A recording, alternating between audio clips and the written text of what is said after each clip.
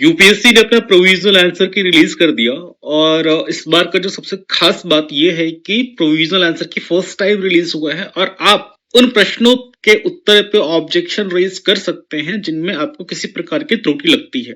और ये इसलिए भी इंपॉर्टेंट है कि पिछले साल 2024 का जब आंसर की प्रीलिम्स को रिलीज हुआ था उसमें एक क्वेश्चन को लेकर एक स्टूडेंट ने गुजरात हाई कोर्ट में केस किया था और उस केस में हाई कोर्ट ने एक्सेप्ट किया कि हाँ उस यूपीएससी का जो आंसर है वो गलत है, उसको नेक्स्ट ईयर के मींस में डायरेक्टली बैठने का मौका मिला। सो अगर यहाँ पे आप ऑब्जेक्शन फाइल करेंगे यूपीएससी के पास और यूपीएससी उस ऑब्जेक्शन को कंसीडर नहीं करती है और आप फैक्चुअली करेक्ट है, आपका जो सोर्स है वो सोर्स वैलिड है, गवर्नमेंट सोर्स है, ऑथेंटिक बुक्स हैं, सो आप फ्यूचर में आगे आप हाई कोर्ट सुप्रीम कोर्ट भी केस कर सकते हैं। पर बात जो यहाँ ध्यान देने वाली है कि आप बिना ऑफिशियल विंडो जो यूपीएससी ने प्रोवाइड किया है आपको ऑब्जेक्शन देने के लिए, अगर आप उस ऑफिशियल विंडो में ऑब्जेक्शन रेज नहीं करते हैं तो आगे आप कोर्ट केस के लिए एलिजिबल नहीं है। कई सारे ऐसा हाई कोर्ट में केसेस गए हैं जहां पे आपने ऑफिशियली जो विंडो था उस विंडो के थ्रू ऑब्जेक्शन रेज नहीं किया।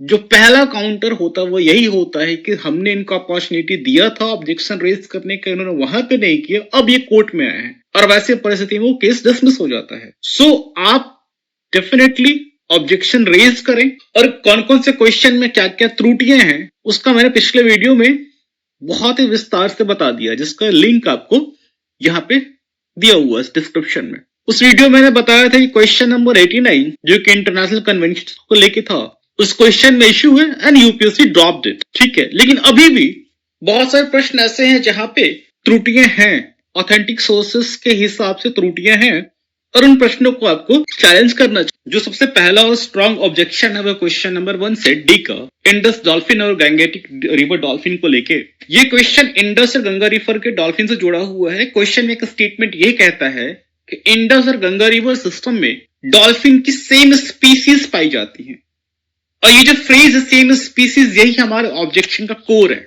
करंट साइंटिफिक टैक्सोनॉमी के हिसाब से इंडस रिवर डॉल्फिन और गैंगेज रिवर डॉल्फिन को अब सेम स्पीसीज नहीं माना जाता। 2021 में एक स्टडी आई थी, उस स्टडी के हिसाब से दोनों अलग अलग स्पीसीज हैं और आईयूसीएन ने भी इस चीज को एक्सेप्ट किया है। सो रिसेंट टैक्सोनॉमिक रिवीजन में इंडस और गैंगेज रिवर डॉल्फिन को सेपरेट स्पीसीज रिकॉग्नाइज करने की बात कही गई और इंडस सब स्पीसीज को स्पीसीज लेवल पर एलिवेट करके प्लैटनिस्टा माइनर माना गया। सो जो सेम स्पीसीज जो यूपीएससी ने इनको सेम स्पीसीज फ्रेमवर्क में ट्रीट किया है वो करंट टैक्सोनॉमिक और करंट डेवलपमेंट के हिसाब से सही नहीं है। इसलिए क्वेश्चन 1 को फर्स्ट प्रायोरिटी रखना चाहिए सेट डी के क्वेश्चन नंबर 1 को, क्योंकि ये कोई वेग इंटरप्रिटेशन वाला इशू नहीं है, ये डायरेक्ट साइंटिफिक टैक्सोनॉमी इशू है। अगर यूपीएससी ने स्टेटमेंट 3 को करेक्ट माना तो क्वेश्चन आउटडेटेड प्रीमाइस पर बेस्ड है। सो उनको बेटर वर्डिंग क्वेश्चन का ये होना चाहिए था क्लोजली रिलेटेड सेम जेनस और earlier treated as sub species, लेकिन आज के डेट में सब स्पीसीज नहीं है। सो इस क्वेश्चन को आप लोगों को हाईएस्ट प्रायोरिटी देनी चाहिए और इस क्वेश्चन में जो ऑब्जेक्शन है ग्राउंड वो है आउटडेटेड साइंटिफिक प्रीमाइस। यह कहना चाहिए कि करंट टैक्सोनॉमी इंडस और गंगेज रिवर डॉल्फिन्स को सेपरेट स्पीसीज मानती है, इसलिए स्टेटमेंट 3 करेक्ट ट्रीट करना साइंटिफिकली प्रॉब्लम है। जो आपका पोर्टल पे ऑब्जेक्शन वर्डिंग होना चाहिए बहुत लंबा चौड़ा नहीं होना चाहिए, बहुत क्रिस्प और एविडेंस के साथ होना चाहिए। You should write it like that question 1 is based on an outdated, inaccurate taxonomic premise. Current taxonomy recognizes Indus River dolphin and Ganges River dolphin as separate species, not the same species.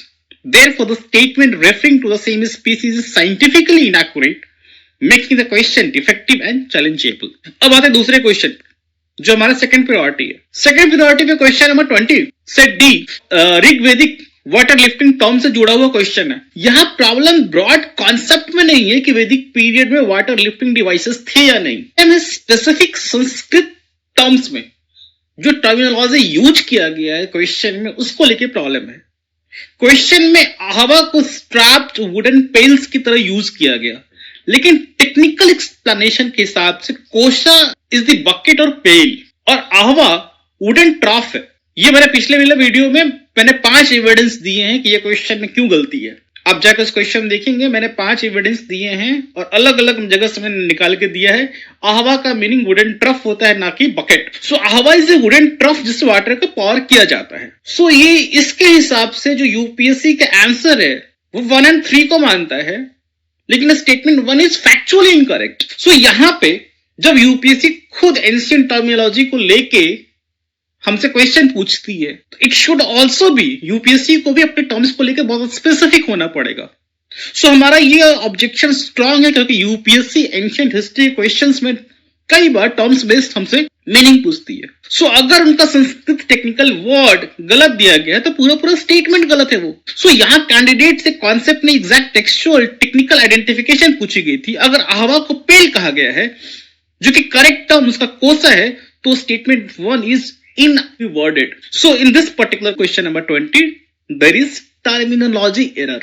So how to write question number 20 of set D, और आपका जो भी set होगा उसके हिसाब से इसको आप मॉडिफाई कर लेंगे। Question number 20 contains a technical terminology error. The question identifies ahava as a strapped wooden pail, whereas the better technical explanation identifies kosa as the pail and ahava as the wooden trough into which water was poured. Therefore, statement 1 is inaccurately worded and the question is defective. Priority number 3. This question is again very important, very logical. You don't need any evidence. क्योंकि UPSC जो आपका logic check करने के लिए question को पूछा था, UPSC नहीं अपने लॉजिक में फेल हो गई है। This question is question number 31 set D. और ये क्वेश्चन बहुत इंटरेस्टिंग है कि यहाँ इशू फैक्चुअल स्टेटमेंट से कम लॉजिकल रिलेशनशिप पे जाता है। कैंडिडेट को यह समझना था यहाँ पे कि क्वेश्चन सिर्फ फैक्ट्स ही नहीं पूछ रहा, बल्कि फैक्ट्स के बीच में रिलेशन पूछ रहा है। एंड क्वेश्चन में स्टेटमेंट 1 कहता है कि इंडिया की जो LTLEDS प्रोग्राम है, यानी लॉन्ग टर्म लो एमिशन डेवलपमेंट स्ट्रैटेजी, 2070 तक नेट जीरो इमिशन अचीव करने के लिए क्रूशियल, और ये ब्रॉडली ट्रू है। स्टेटमेंट 2 कहता है कि BUR4 के अनुसार 2020 में इमिशन 2019 के मुकाबले 8% कम रिकॉर्ड किए। That is also true. और स्टेटमेंट 3 कहता है कि क्लाइमेट रेजिलिएंट डेवलपमेंट क्विक और शॉर्ट टर्म अचीवमेंट पर डिपेंड करता है। अब प्रॉब्लम रिलेशनशिप में आती है। प्रॉब्लम स्टेटमेंट के रिलेशनशिप में है। जो पहला स्टेटमेंट है, जो रिलेशनशिप 1 है, वो ये कहता है कि statement 1 is empirically supported by statement 2 and this is blunder. यहीं पे प्रॉब्लम है। यानी 2020 में इमिशंस कम हुए और जो LTLEDs है जिसको 2022 में लॉन्च किया गया, जो कि क्रोनोलॉजिकली टाइम पीरियड मुझसे आगे है, तो पीछे के डेटा को हम उठा के आगे के स्ट्रैटेजी को कैसे कंक्लूड कर सकते हैं। यह एक वर्ड है empirically supporting. So empirical support का मतलब इतना ही नहीं होता कि दोनों स्टेटमेंट ट्रू हैं। इंपीरिकल सपोर्ट का मतलब second fact actually first claim को on the basis of data prove या सब्सटेंशिएट करे। यहां स्टेटमेंट 2 सिर्फ एक एनुअल इमिशन इन्वेंटरी फैक्ट है, वो भी सिर्फ 1 साल का, और वो भी एक एबनॉर्मल ईयर का, पैंडेमिक ईयर, जहां पे वर्ल्ड वाइड एनर्जी कंजम्पशन गिरा था। सो कई सारे यहाँ पे फैक्चुअल जो काउजल रिएक्शन है, जो causal chain A causes B, A is a fact of B, वो काउजल रिलेशनशिप यहाँ पे स्टैब्लिश नहीं होता है, and there is no option there. So this question must be dropped. So definitely you should challenge this question. And the wording should be, objection wording should be, question number 31 suffers from a logical relationship error. Relationship 1 is incorrect because a 1-year fall in emission in 2020 over 2019 does not empirically support or prove a long-term 2070 LTLEDs strategy. Relationship 3 is also incorrect because statement 1 and statement 3 together do not establish long-term sustainability. On a strict logical reading, only relationship 2 is correct, but no option for only 2 is provided. Hence, the question has no correct option and should be deleted. Now, coming to the next priority, question number 51 से D, blockchain वाला question. यहाँ issue ये है absolute wording का।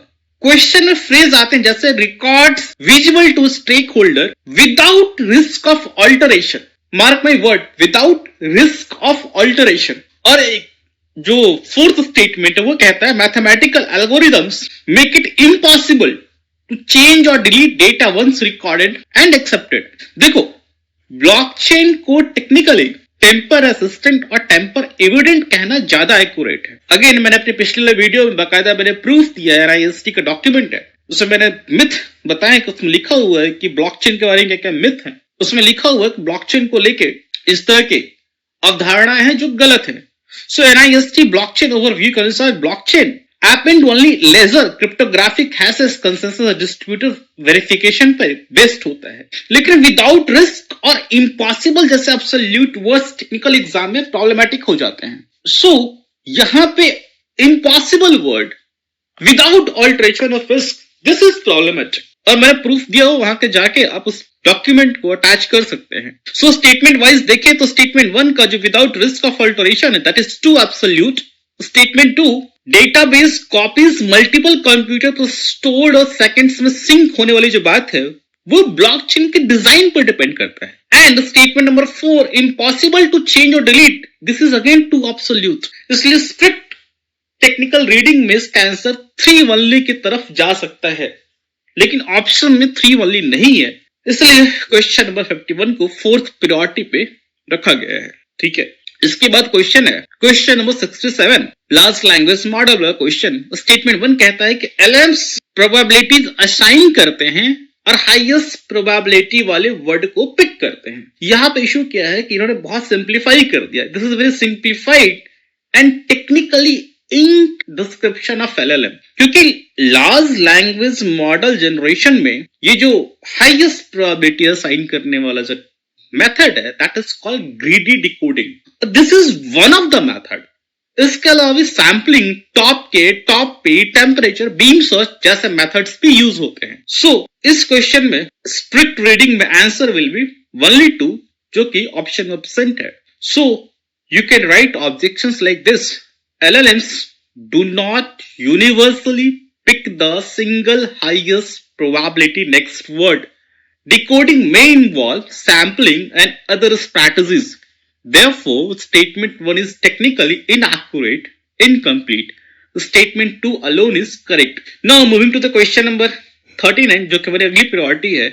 इस question में OEKO TX certification वाला question है। प्रॉब्लम यहाँ पे है कि the phrase chemical free product जो सर्टिफिकेशन है वो हार्मफुल सब्सटेंस के प्रोटेक्शन के लिए है कि ये प्रोडक्ट हार्मफुल सब्सटेंस इसमें नहीं है, बट इसको इस लेवल पे लेके जा रहा है कि chemical free, this is a kind of exaggeration. So इसको भी आप चैलेंज कर सकते हैं, but again this is my low priority. उसके बाद एक क्वेश्चन है अग्निकुल 3D प्रिंटेड इंजन वाला। अगेन इसको जाकर प्रूफ देखेंगे, मैंने PIB का आर्टिकल लगाया है, PIB का आर्टिकल लिखा हुआ है this is the world's first flight using single piece 3D printed engine. पहले भी यूज हो चुका है 2023 में, जहां पे सारे पार्ट्स अलग अलग प्रिंट हुए थे, उनको बाद में असेंबल किया गया था। That I have again NASA के वेबसाइट पे भी है। और क्वेश्चन में इन्होंने जो क्वालिफाइड वर्ड है सिंगल पीस या फुल्ली 3D प्रिंटेड इंजन वो इन लोगों ने नहीं लिखा। सो ये जो UPSC जो क्लेम को एक्सेप्ट कर रही है then that statement can be challenged. इसके अलावा जो ड्रोन वाला क्वेश्चन है कि ड्रोन स्वार्म को हम लोग कैसे रोकते हैं, उसका जो स्टेटमेंट 3rd है GPS is commonly use technique.